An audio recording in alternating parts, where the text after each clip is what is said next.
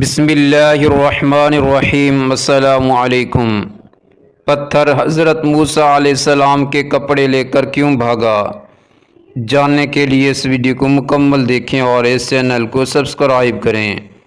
حضرت موسیٰ علیہ السلام اللہ کے بہت ہی پیارے پیغمبر تھے جن سے اللہ کو بہت پیار تھا۔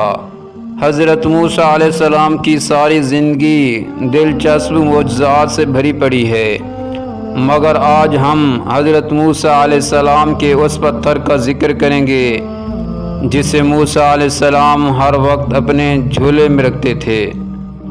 اس پتھر کی لمبائی اور چوڑائی 1 ہاتھ کے برابر تھی اور یہ پتھر موسیٰ علیہ السلام کے کپڑے لے کر بھاگ گیا تھا۔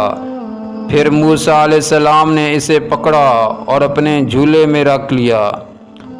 اس پتھر کی کہانی یوں شروع ہوئی کہ بنی اسرائیل کے لوگ برہنہ ہو کر اکٹھے غسل کرتے تھے اور موسیٰ علیہ السلام ان سب کے درمیان ایسے نہانے سے شرماتے تھے، لہٰذا تہہ بند باندھ کر غسل کرتے یا غسل کرنے کسی ایسے مقام پر چلے جاتے جو سنسان ہوتی۔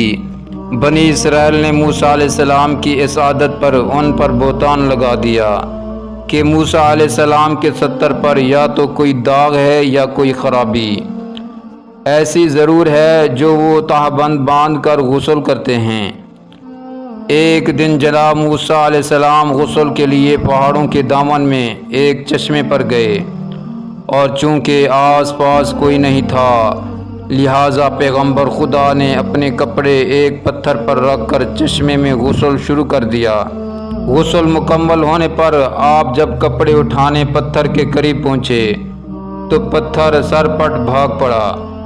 حضرت موسیٰ اسی حالت میں پتھر کے پیچھے بھاگے، مگر پتھر نے شہر پہنچ کر دم لیا اور یوں سارے شہر نے دیکھ لیا کہ حضرت موسیٰ علیہ السلام بے عیب ہیں اور ان کے جسم پر کوئی برس یا داغ نہیں ہے۔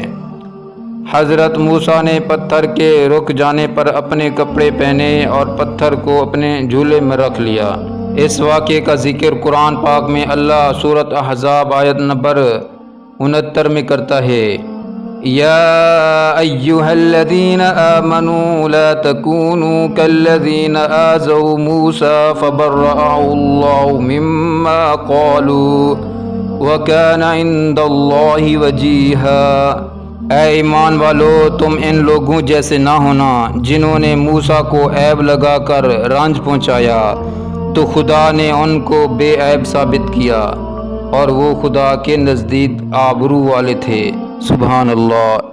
اس ویڈیو کو لائک کریں، شیئر کریں اور اس چینل کو سبسکرائب کریں۔ جزاکم اللہ خیرا۔